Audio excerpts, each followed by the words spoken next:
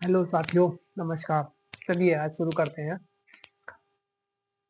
हम पिछले सत्र में सीख रहे थे कि हमने सीखा था कि कुछ संख्याएं कौन-कौन सी अंकों से कटती हैं। जब विभाजित हो जाती हैं तो हमने 2, 4, 5, 3 से लेकर के 10 तक की संख्याओं के अध्ययन हमने कर लिया था। अब उसके आगे हम थोड़ा करते हैं। सबसे पहले आज लेते हैं 11 से कटने वाली संख्याएं कौन-कौन सी हैं, उसका क्या नियम है, कैसे पता लगाएँगे और कैसे उसको जो है कम समय में ये पता लगा पाएँगे कि संख्या 11 से कटती है कि नहीं कटती है। आमतौर पर देखा जाता है कि जो छोटी संख्याएँ होती हैं वो तो कट जाती हैं, लेकिन जब कई अंकों की होती है, 3, 4, 5 अंक की संख्या होती है तो उसमें एकदम से हम उसको उत्तर नहीं बता पाते हैं। तो उसके लिए शॉर्ट ट्रिक क्या है, उसके बारे में हम आज पढ़ेंगे। चलिए शुरू करते हैं। 11 से कटने वाली संख्याएं।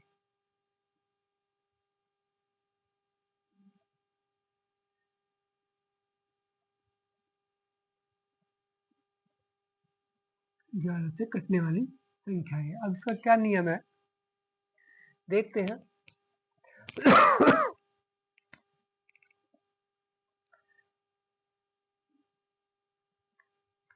इसका नियम क्या है? संख्या में दो तरह के अंक मतलब अंक होते हैं, सम और विषम। ठीक है, सम अंक। जैसे पहले के अब 5 अंक की संख्या तो इधर से गिनेंगे, 1, 2, 3, 4 इसमें से गिन लेते हैं और उसमें समझ लेते हैं इन चीजों को। देखिए थोड़ा है, इसका नियम क्या कहता है। नियम या तरीका ये कहता है कि दी गई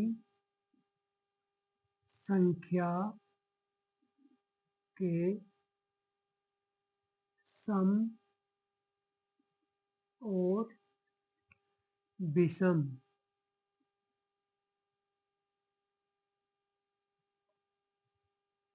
अंकों को, इसमें थोड़ा सा विषम,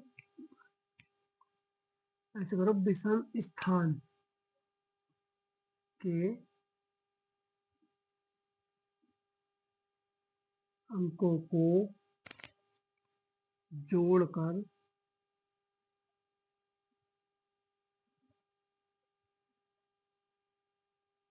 उनका अंतर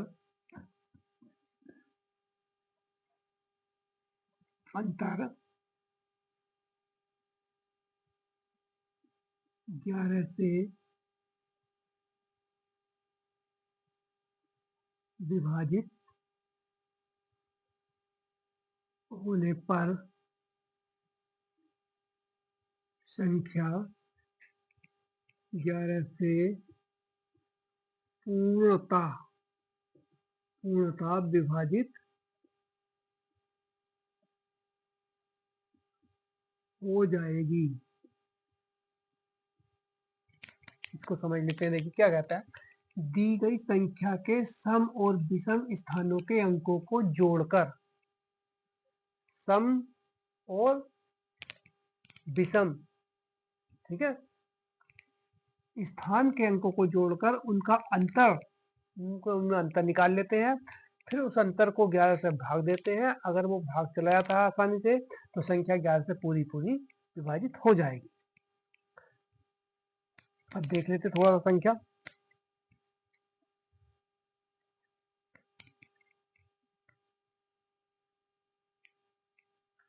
एक संख्या ले लेते हैं। देखिए मान लीजिए संख्या लेते हैं 86 और 86 416, 86 416 संख्या है। अब इसमें देखिए 1, 2, 3, 4, 5, ये संख्या 5 अंकों की है। कितने अंक है इसमें? 5 अंक है। इसमें सम और विषम देख लीजिए। तो आपको पता होगा जो संख्या 2 से कटती है वो सम होती है, ठीक है, जो नहीं कटती वो विषम होती है। तो विषम संख्या कौन सी हुई इसमें? देखिए विषम अंक 1 विषम, 3 विषम, 5 विषम। ठीक है।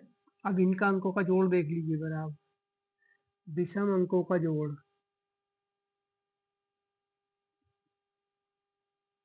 विषम स्थान मैंने अंकों का, विषम स्थान वाले अंकों का जोड़, ऐसे लिखिए, विषम स्थान वाले अंकों का जोड़ कितना होगा, देखिए कितना है, 8 प्लस 4 प्लस 6 बराबर कितना हो गया, 8 4 12, 12 और 6 18, ठीक हो गया। अब सम स्थान वाले अंकों का जोड़ देखते हैं। अब इसमें क्या है, एक 6 है एक 7 है, वो 6 है और 1, 6 प्लस 1 बराबर 7। अब दोनों का अंतर ले लीजिए, दोनों का अंतर बराबर 18 माइनस 7 बराबर हो गया आपका 11। अब 11 तो 11 से कट जाएगा ना, 11 तो 11 से कट जाएगा। अब इस संख्या में क्या करा, इस संख्या ले ली हमने 86,416। अब इसमें देखिए अंक है 1 2 3 4 5, ठीक है। अब इसमें ये विषम हो गया, ये विषम हो गया, ये विषम हो गया, और ये जो है 2 और 4 ये हो गए सम। तो सम का जोड़ अलग कर लेंगे और विषम स्थान वाले अंकों का जोड़ अलग कर लेंगे, दोनों में से घटा देंगे, जो अंतर आएगा वो अगर 11 से कटता है तो संख्या 11 से पूरी पूरी विभाजित हो जाएगी, अन्यथा नहीं होगी। ठीक है, समझ में आ गया होगा। चलिए आगे 12 से कटने वाली संख्या। अब 12 से कौन संख्या कटती है, देखिए हमने पीछे एक संख्या पढ़ी थी 6, एक 6 नंबर था कि 6 से कटने वाली संख्या कौन कौन सी है। तो 6 में हमने देखिए उसके 6 के टुकड़े गुणनखंड हुए थे 2 गुणा 3। जो संख्या 2 से कटती है और 3 से कटती है वो संख्या 6 से पूरी पूरी कट जाएगी। ठीक इसी तरह से 12 से गुणा, जब हम 12 से कटने वाली संख्या का पता लगाएंगे तो 12 के भी गुणनखंड करेंगे, कि 12 के गुणनखंड कितने हो जाएंगे, 4 तिया 12, ठीक है, 4 तिया 12। तो जो संख्या, अब ये देखिए नियम आ गया,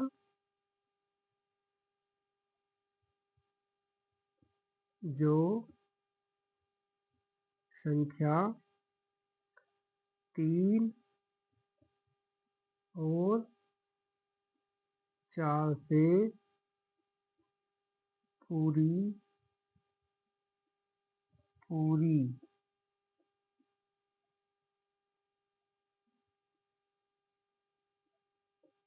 कट जाती है वह 12 से पूरी तरह से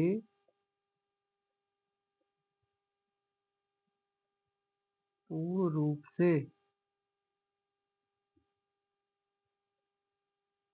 कट जाएगी। ठीक हो गया। जो संख्या 3 और 4 से पूरी पूरी कट जाएगी, ठीक है, वह जो, अब 3 का क्या हमने नियम बताया था, 3 का नियम बताया था संख्या के सारे अंकों को जोड़ लेंगे, ठीक है, और जोड़ करके वह संख्या 3 से विभाजित हो जाती है, ठीक है, तो संख्या 3 से कट जाएगी। मान लीजिए जोड़ करके अंकों का जोड़ 2 अंकों में 3 अंकों में आ जाता है, तो उसे फिर दोबारा जोड़ेंगे, फिर उसको जोड़ करके छोटा कर लेंगे कि वो कितना आ जा रहा है, उसे 2 अंक में या 3 अंक में, 2 अंक में या 1 अंक की संख्या में आ जाएगा, तो हम संख्या को जो है तो आराम से भाग दे लेंगे और पता चल जाएगी संख्या 3 से कट रही है नहीं कट रही है। ठीक उसी तरह से जो है 4 का पता लगाएंगे, 4 से कटने वाली संख्या क्या होती है। 4 से कटने वाली संख्या जो होती है वो ये होती है कि संख्या के इकाई और दाई 2 अंकों से संख्या बनाते हैं और उससे बनी संख्या को 4 से भाग देते हैं। अगर वो कट जाती है तो संख्या 4 से कट जाएगी, और नहीं कट पाती है तो संख्या नहीं कट पाएगी। ठीक है, समझ में आ गया होगा। अब देख लेते हैं इसको, संख्या को।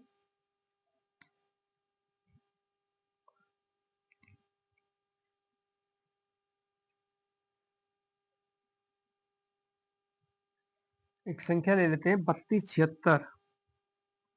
3276। अब देखिए 3276 क्या है, इसमें क्या है, पहले काटते हैं इसको 3 से। अब देखिए इसको 3 से पता करते हैं, 3 से एक संख्या कट रही है कि नहीं कट रही है। तो इसमें 3 में क्या करते हैं, जब 3 से सबसे पहले क्या कहा, 3 से जांच करते हैं। ठीक है, 3 से जांचते हैं।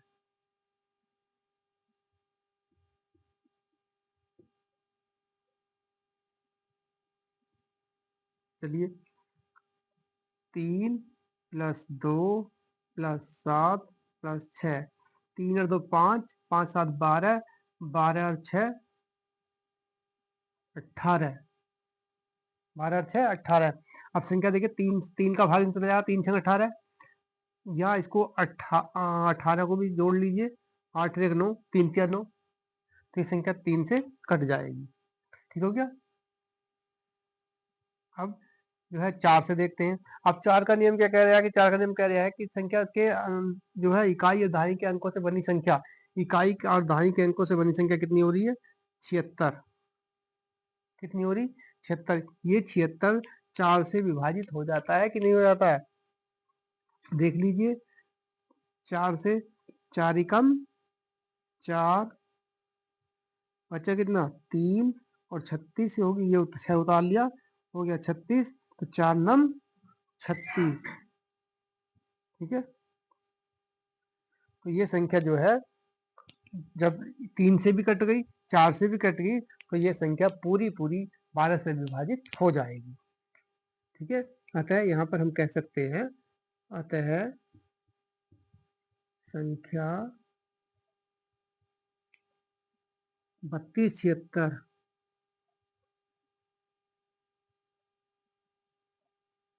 4 से नहीं, 4 से नहीं, 12 से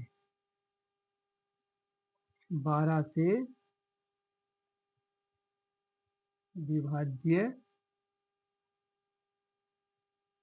है। स्पष्ट हो गया। एक नंबर और ले लेते हैं हम। अब देखिए यहाँ लेते हैं 13 से कटने वाली संख्या, 13 से कटने वाली संख्याएं।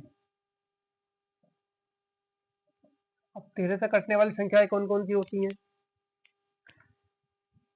ठीक है, 13 को देख लेते हैं।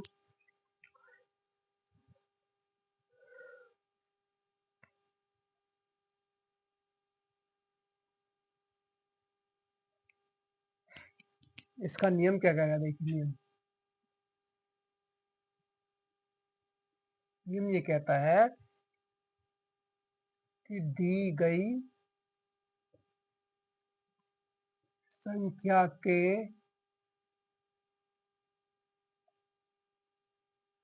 इकाई के अंक को 4 से गुणा करके शेष अंकों से बनी संख्या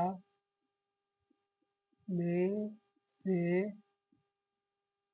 घटा देते हैं। ठीक हो गया, शेष अंकों में से घटा देते हैं।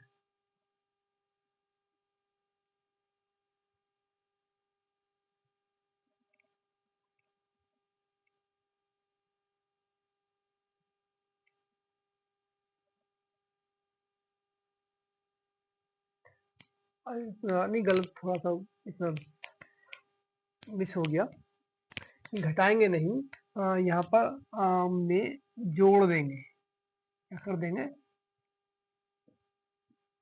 जोड़ देते हैं, मतलब उल्टा हो गया, कोई बात नहीं, चलिए। और इसमें भी ध्यान रखने वाली बात यह होती है, नोट, यह प्रक्रिया तब तक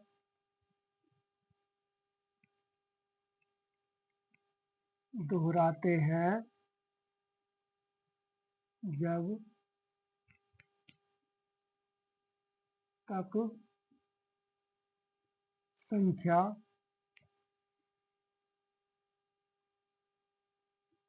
तेरह से विभाजित होती है। ठीक है, समझ में आ गया। अब देखो उदाहरण देख लेते हैं इसका, हम क्या देखते हैं उदाहरण में, एक संख्या ले लेते हैं कोई भी,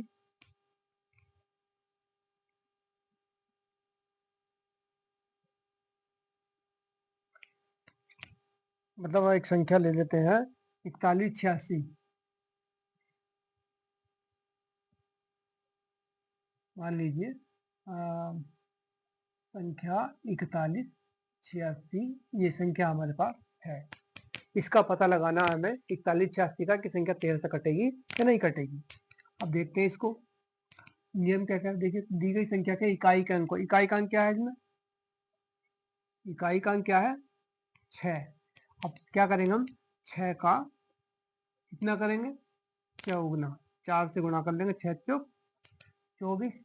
अब इस 24 को शेष अंक क्या बचे हमारे पास, 4 1 8, शेष अंकों की संख्या क्या हो गई 418। अब 418 में हम क्या करना, 24 जोड़ लेंगे, जोड़िए, 8 4 12, 8 4 12, 2 1 3 अधिक 4, 4 का 4, संख्या 13 से कटेगी, ये बड़ी सी लग रही है ना। चलिए एक बार और कर लेते हैं इसको, इसी संख्या को, 442 का इसका इकाई का अंक 2 हो गया, 2 2 को 4 से गुणा कर दिए, 2 चौक 8, 8 को इसमें 44 में जोड़ लिए, 44 प्लस 8 बराबर कितना हो गया 52।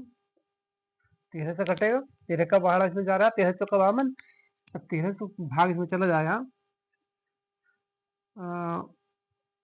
आते हैं संख्या 52 13 से विभाजित है, विभाज्य है। अब हम कह सकते हैं कि 41 86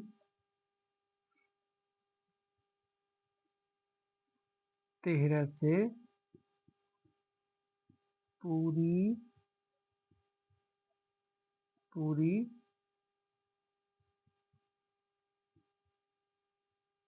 विभाजित